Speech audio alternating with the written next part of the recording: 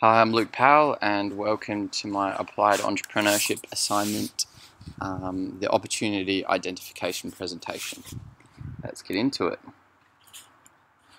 So key commercial, social opportunities. I've decided to also add social opportunities because I'm focusing on two social enterprises, and within this, I'm outlining the gaps and opportunities within the market. So the first opportunity is unemployment rate. So the unemployment rate in Fremantle has always been significantly higher than the rate of other cities surrounding Perth. In Fremantle, unemployment includes homelessness, job loss, and lack of individual training. Reasons can span from mental illness to lack of opportunities in education. The City of Fremantle and many other organisations are willing to give grants to organisations and businesses who are consciously trying to alleviate this problem by employing disadvantaged people or providing training. Brad Pettit, the Mayor, is willing to bend regulation if it involves achieving a social outcome. Why is unemployment so high? This problem exists because Fremantle is home to many people who live alternate lifestyles, where they may not believe in training, education, or employment. Those who are homeless either have to choose Perth City or Fremantle to live. Many who stay in Perth CBD are given move-on notices to different cities around Perth. There's never been a massive push for Fremantle to be a city known for education. The only high school in Fremantle is South Fremantle High School, and ranked 158th out of 163 schools in Western Australia. This is from the ATAR rankings from 2016. There was no student who received an ATAR of 75 or above. If you receive an ATAR lower than 75, it is extremely difficult to attend a university in WA. There's also low high school standards and has a flow-on effect into tertiary education and ultimately employment. Overall, the city is mostly focused on creativity than focusing on affluent jobs. Number two, different parts of Fremantle are busy at different times of the week. So Notre Dame University is busy Monday to Friday, the Main Street busy Friday to Saturday, markets open Friday to Sunday, tourist attractions along the water Friday to Sunday, and when each part of Fremantle isn't in their busy periods, there's little to no one in the area. This is difficult for businesses to thrive every day of the week because of the lack of commercialisation. The cafe market is flooded, but the reason why people flock to Fremantle. The reason why the outer suburbs flock to Fremantle is to absorb the unique culture the city offers. This involves an array of different cafes and restaurant experiences to choose from. It is a flooded market, however the good ones are always busy. The not so good ones aren't. This shows that if you create a competitive advantage and differentiate your business from the competition, you'll most certainly survive and become sustainable, even in the flooded market. There are only a few with really good coffee. Those who don't focus on good coffee seem to struggle. The concepts I'll be diving into for this presentation. Number one, a co-working space aimed at educating the disadvantaged through creative means.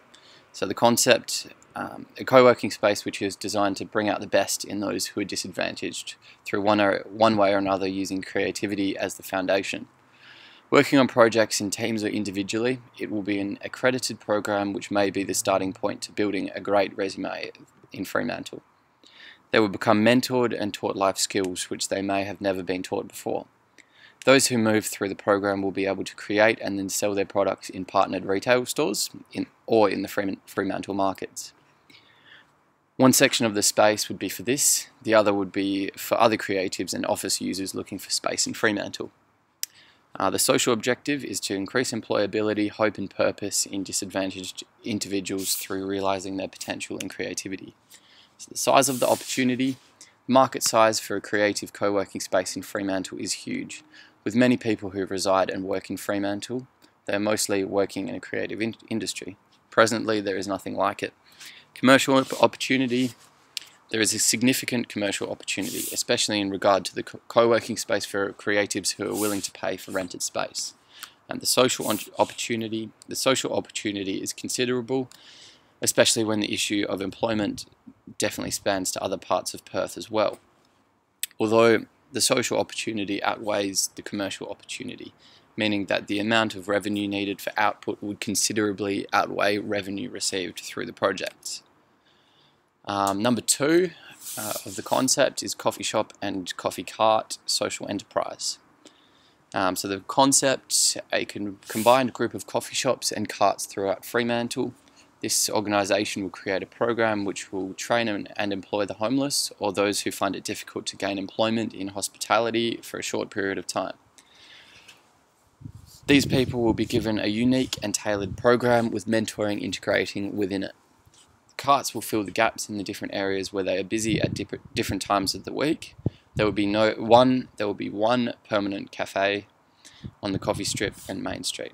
One will be at the university, operating from Monday to Friday. The social objective is to train and employ those who find it difficult to gain employment. From the experience and training, they can then move into more of a traditional workplace where they can thrive and find their purpose in life. The size of the opportunity. The market for coffee shops and carts within Fremantle is very flooded. However, if you have a competitive advantage and can differentiate yourself from the crowd, as said before, it is most certainly viable. The competitive advantage for the coffee shop will be a specialty cafe offering the best coffee in Fremantle, while using 100% of the profits to developing programs, training and employing those who have been disadvantaged in one way or another. Customers have the opportunity to experience this in many places around Fremantle, instead of having to walk a distance to their favourite coffee shop. Commercial opportunity. The commercial opportunity is much larger than competing cafes in the area, as there is a significantly different competitive advantage and services a larger area of Fremantle by adapting and changing location depending on day of the week. Having both a permanent coffee shop and coffee carts should be a commercial success for the business. The business is also extremely easy to scale abroad. The social opportunity. Over time, as the business grows, the investment into the social aspect of the business will also grow. As unemployment in Fremantle is high, there needs to be an organisation which trains and develops these individuals to become a real part of the thriving hospitality industry in Fremantle. So, evaluation of these two concepts. So the market size, comparing the co-working space to the coffee shop movement. The market size is large in the co-working space. The social market is also very significant. There are many people who are disadvantaged or find it difficult to find employment. The coffee shop movement. The coffee shops are the reason why people come to Fremantle. The market is filled with residents, weekenders and uni students flocking to the cafes with good coffee, not so much with the bad. So who wins in market size? It's the coffee shop, but co-working isn't far behind. The commercial opportunity. The co-working space captures most revenue through combining a traditional co-working space, but not a lot of revenue will be created from the employability program. The coffee shop captures the entire market 7 days a week through different locations in Fremantle, so obviously the coffee shop will win that. The social opportunity, capturing employment in the area, but also assisting those who are yet to find the purpose in life, which ultimately limits their potential. The coffee shop, by training, educating and employing disadvantaged people, so it's quite similar in the social opportunity.